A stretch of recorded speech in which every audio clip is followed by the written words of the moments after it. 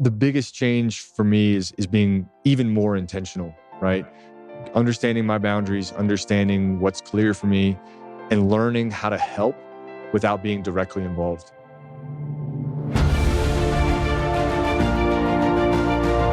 Hello and welcome to the Daily Helping with Dr. Richard Schuster. Food for the brain, knowledge from the experts, tools to win at life. I'm your host, Dr. Richard. Whoever you are, wherever you're from, and whatever you do, this is the show that is going to help you become the best version of yourself. Each episode, you will hear from some of the most amazing, talented, and successful people on the planet who followed their passions and strive to help others. Join our movement to get 1 million people each day to commit acts of kindness for others. Together, we're going to make the world a better place. Are you ready? Because it's time for your Daily Helping.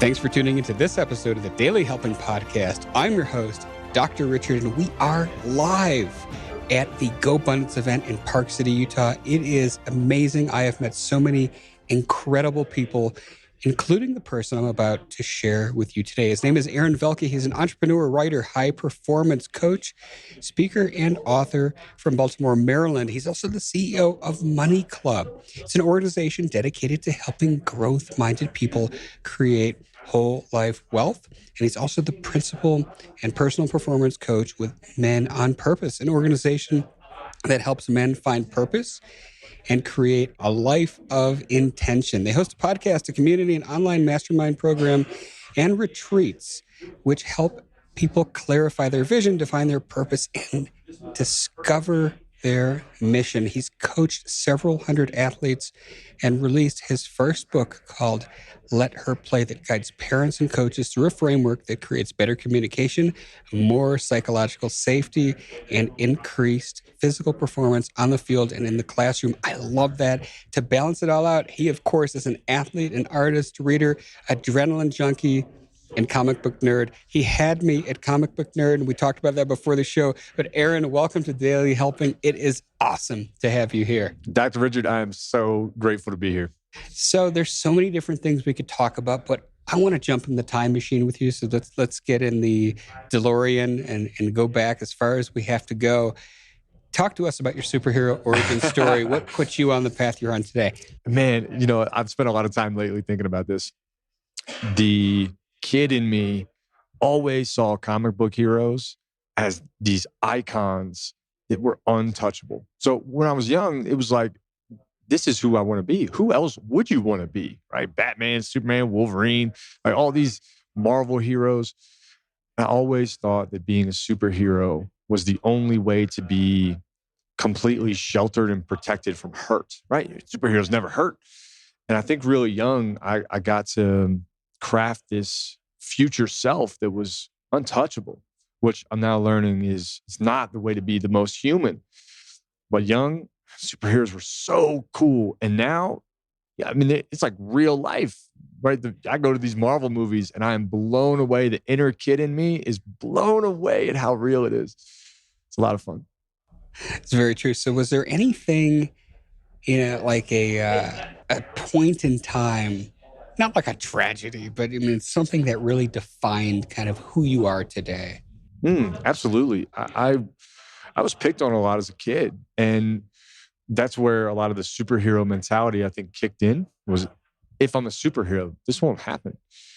And what that's taught me over the years is a lot of compassion. It's taught me to listen to what's really being said or what's not being said, to notice someone that is hurting, to like feel empathy for someone that is hurting. It's changed the way I coach. It's changed the way I lead. It's changed the way I guide, changed the way I operate. And that has kind of become a superpower from going through those experiences. So it really, like, I'm grateful for it now. I wasn't for a very long time, but it's taught me so much about people. Fantastic. And so I want to first talk a little bit about Money Club. So what made you decide to start that? And we'll begin there. I lived in an area that was changing a lot, and a new school got built. I was, at the time, a property manager, and the school opening up 3 or 4 blocks away seemed like a great opportunity to build a connection, build a bridge in the community. So I called a buddy and he's now our COO. We had this idea that we could teach kids math via money. And as we built this awesome game. Like, the future just seems so bright. And we learned something really fantastic through the years. COVID changed a lot of our business because we were working with schools. But money isn't taught. Not only is it not taught, it's not talked about. And so we got this fixation in our mind of, could we prepare the next generation for what is going to be all digital currency, right? Like that's very different for a 5-year-old than it was for us. So could we prepare them? And as that evolved, we realized that adults are often not given education about money. That if you want more out of life financially, where do you go? Who do you trust? Who do you talk to? And how do you learn about it in a way that isn't just like break your soul in half and go get more money? Could we actually help people from kids to adults build a staircase with their money, understand the foundations and grow? And it kind of was our give back to the young adults. And as we've grown, it's now a give back to adults too. It's a very unique way to think about money and to build something educationally for individuals. So this is now something that exists for parents and children. Yeah, adults, kids. We've got programs that help people on their way to wealth, that understand real estate investing, understand themselves. We have coaching programs that give people a pathway to where they want to go, help people determine their goals. Money is so different for every person. This is what makes this business and this mission really enjoyable.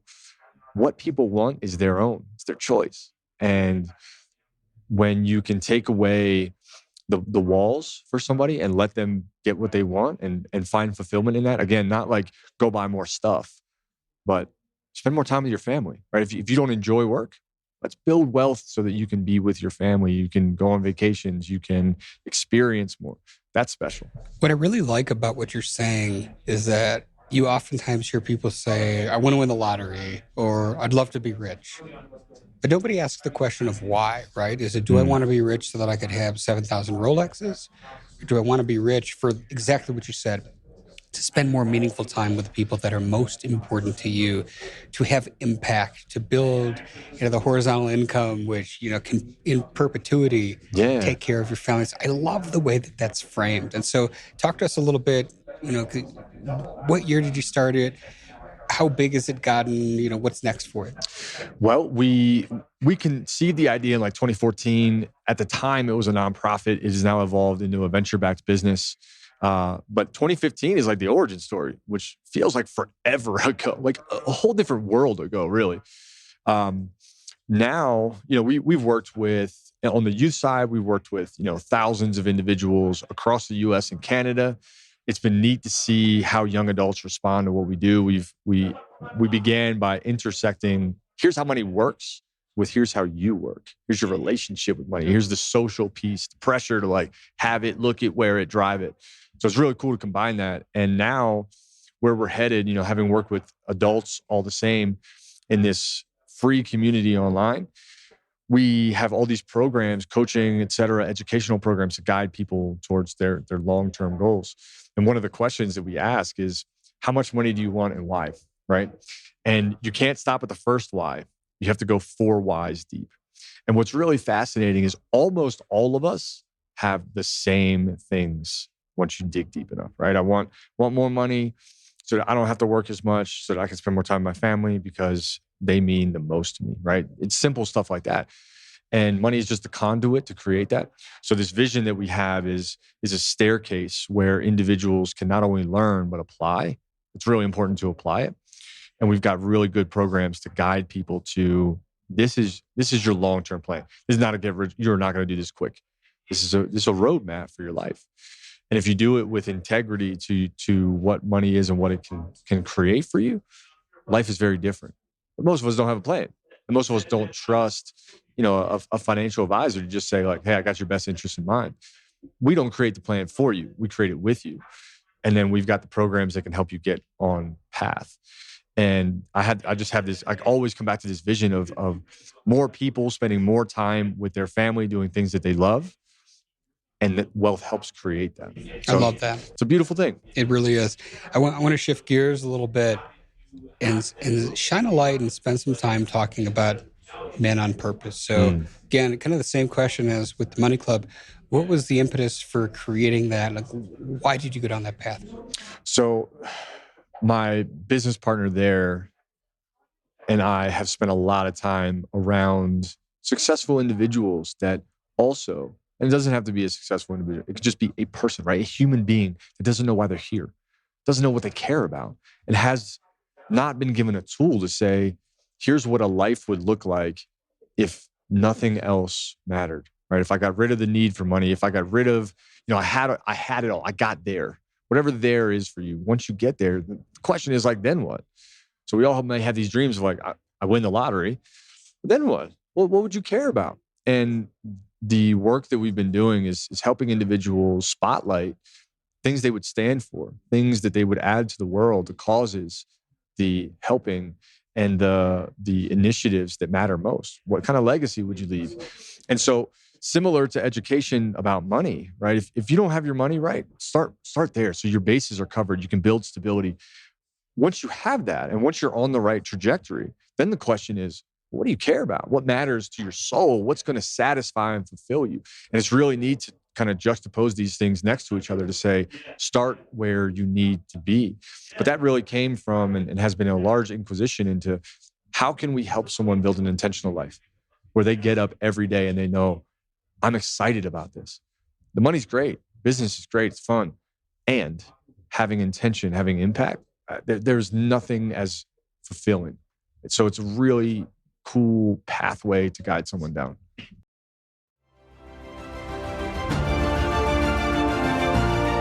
Hey guys, Dr. Richard here. For the past 7 years, I've been privileged to bring you incredible guests who are changing the world and can help you become the best version of yourself. I'm really excited to share with you a new quiz that I created based on my clinical training that will curate for you a custom list of my top episodes and actionable strategies to help you wherever you are on your journey. All you need to do is go to drrichardschuster.com to take it, and it's 100% free. You'll be taking the next step on the journey to unlocking the power of you, and I can't wait to see where you'll go.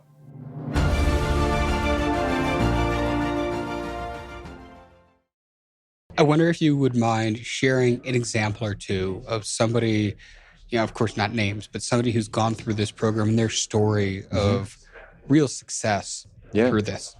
Yeah, this is always a fun piece of the journey. So we host a lot of events and retreats. We have masterminds. We have a variety of different programs that we take people through. And in many ways, we've worked with someone in real estate, right? Real estate is known to be like, wow, I can do well here. And we were working with a guy who was really passionate about real estate. We started asking questions about why he was passionate about real estate. And as we dig deeper, what we discover is that it's not real estate.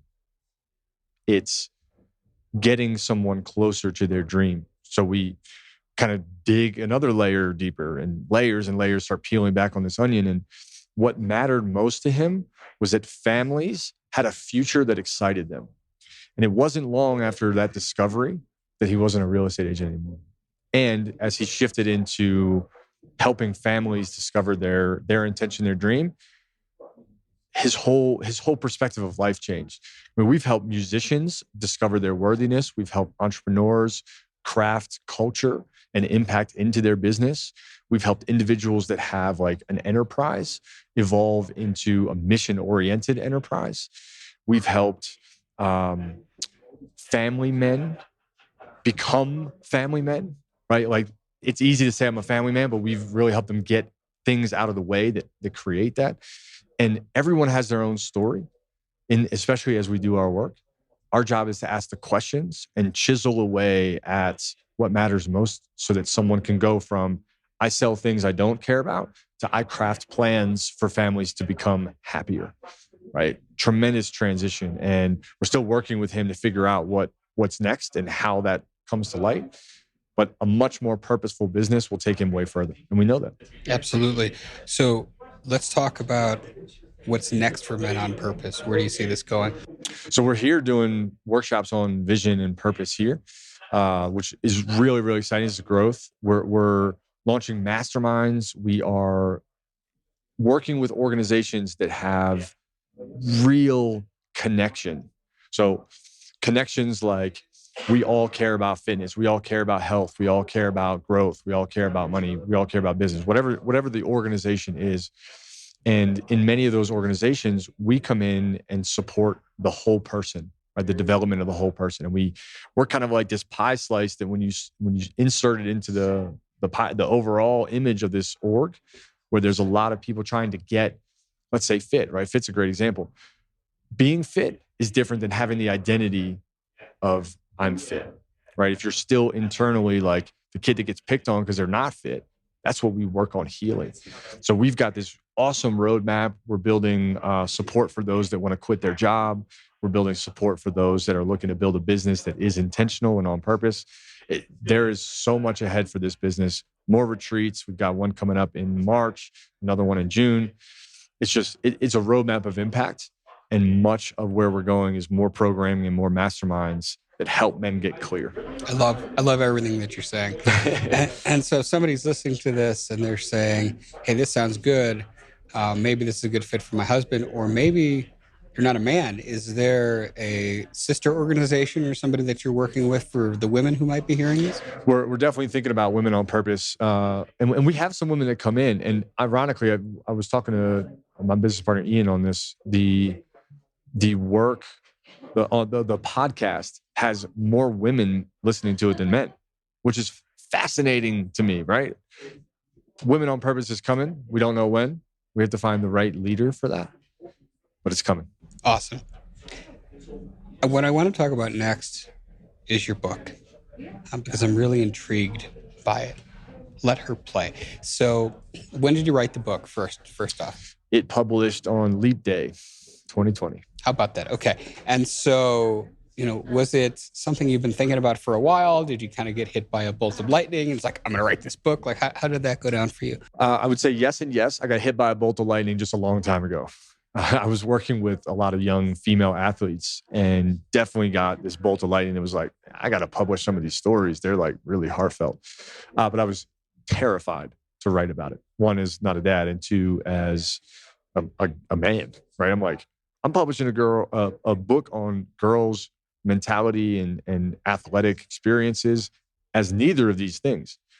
I just have a lot of stories and a lot of lessons and a lot of experiences around things that went well, and things that didn't, and lessons that could be learned. I was often in the middle of the relationship between an athlete and a parent.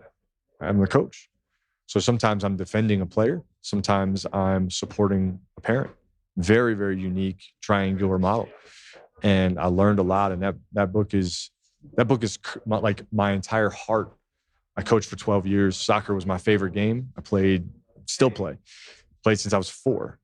And it's my gift back to the game. I'm since retired as a soccer coach, but it was my gift to the game as I left. So take us through, somebody's listening to this and like, yep, this sounds really, really exciting to me. Take us through the tenets of the book and what an athlete is going to get out of the book. It's a really good guide for like a coach or one of the parents that has a daughter playing sports. So some of the pillars of this are understanding psychological safety with athletes. Athletic strength and athletic future and trajectory is largely based on the athlete's strength, not the determination of the parent and not the willpower of the parent. And what I walk people through is some general experiences that are really key to an athlete. One being, have they experienced risk, injury, some of those things? Every athlete needs to understand how to respond to those. I do not want players to get injured. However, they need to be mentally strong enough to withstand them. Another really interesting sort of space is the car ride home. And when you talk to athletes, especially athletes between the age of like 9 and 15, they're like, I hate the car ride home. I hate it. Because every mistake that came up during the game, I have to relive. And so I break down like what's really happening in the mind of an athlete and tools that will help create a healthy conversation rather than just rehashing everything that went wrong. We talk about setting goals, failing, being measured, Being measured is really important. You and I are measured all the time, right? We look at our progress and say, is this what I wanted? And I had athletes all the time, parents all the time that were very, I'll keep it PC here, but very aggressive about cutting a player. She just wasn't there yet. And the best players that I ever had been cut in the past. And that says something about adversity, the way they handle stress and things that don't go their way. And when I imagine most young athletes, they are not professionals. And that's not negative. That is, in fact, reframing to what is the extraction that a sport does. And as they go through sports, they learn the most valuable lessons that life can teach. But if we're fixated on they're going to be a professional, we miss those. So the book is really a framework that a parent can go through or a coach can go through to make sure they're focused on long-term outcomes of the person. Not just obviously they have to coach the athlete on skill development and all that. But if they keep this in mind, parent or coach, that human being has a much brighter future ahead. I love that. And I know we didn't talk about it when I introduced you, but I know that giving back is something that strongly resonates with who you are. Talk to us about some of the things you're doing in that area. My whole world is giving back. And it's really weird to think about what my life is now. I've chosen to build businesses that are give back machines. So we've kind of combined business with contribution at the same time. I love to do random acts of kindness. If you see me out, you will often see that the person, if I'm at a cafe, the person next to me or behind me isn't going to pay for their coffee. I love those kind of small things. And in many ways, what I've had to learn over the last couple of years is how to say no, because I love to give. I love to, spend time, connect with people and support them. So I'm often giving time to schools and local businesses to help their staff or help their team or help their young adults. I'll go speak to other coaches or teams to get them moving in the same direction. And I don't know how to live any other way. My whole life has been service. The reason I'm here is because of service. And I genuinely believe that more service leads to more of whatever you want. And when you actually see that connection, your whole life flips upside down. It's not selfish to serve, and it will be self-fulfilling to serve.